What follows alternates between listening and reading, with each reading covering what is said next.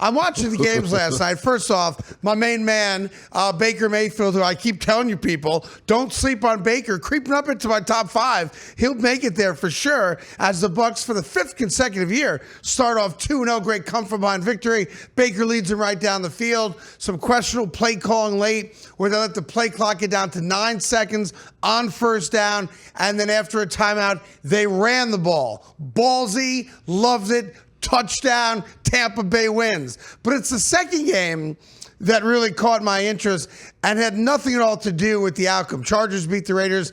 Not a great football game, to be honest. Cashed. 20-9. You had them minus 3.5. Yeah. So congratulations, you're on fire right now. Just do it responsibly, of course. Always. But I'm watching the game, and it's hard not to notice it because they showed him on camera. But there's Tom Brady. Tom Brady, who's a minority owner, there you see right there, of the Raiders. He's got the coaching headset on. He's in the coach's box. Now, owners are allowed to do that.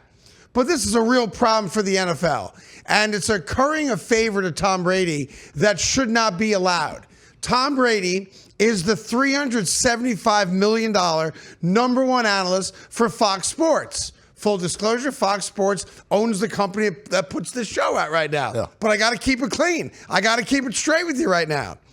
So Tom Brady, when announcers go to meet teams every single week for the game that they're doing, gets, a year ago couldn't do this. This year they're allowing him to.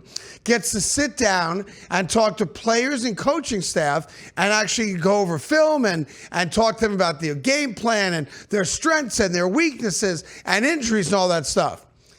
The problem with that is this. This week, Tom Brady and Kevin Burkhardt on Fox, the number one team, they have the Cowboys-Bears game.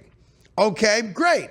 Bears are 0-2. Their season about to completely unravel. Caleb Williams, great storylines, right?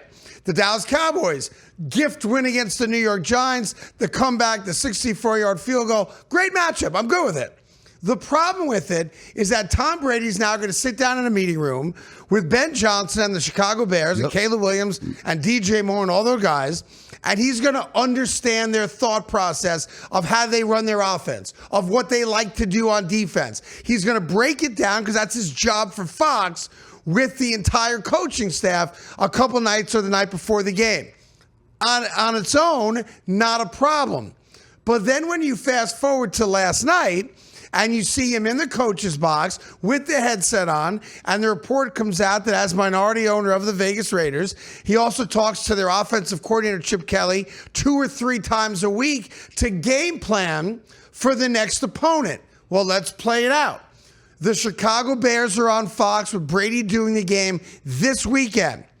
The next week, week 4 of the NFL, the Raiders play the Bears. Oh! If I'm a Chicago Bear fan, my season's already off to a terrible start, and I'm already now concerned that maybe I didn't get the right head coach, or maybe I don't have the right starting quarterback.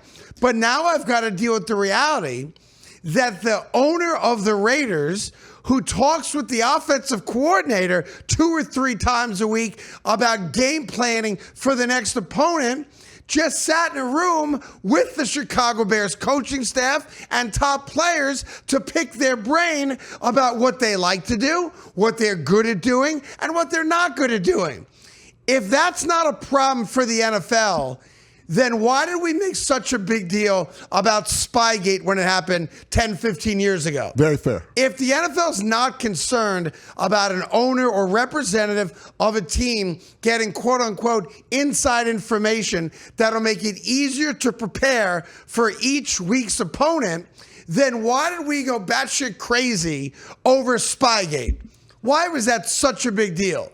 Why was Tom Brady and Bill Belichick and the Patriots fined? Why were there suspensions? Because either you care about the integrity of the league and you don't think it's proper or right for an owner or a representative of another team to have inside information that teams are mandated to give them when they sit down for each week. It's part of the NFL broadcasting contract that the announcers get to sit down to get insight to make the broadcast more informed. And I love that. John Madden started it, and now it's great because we learn as fans.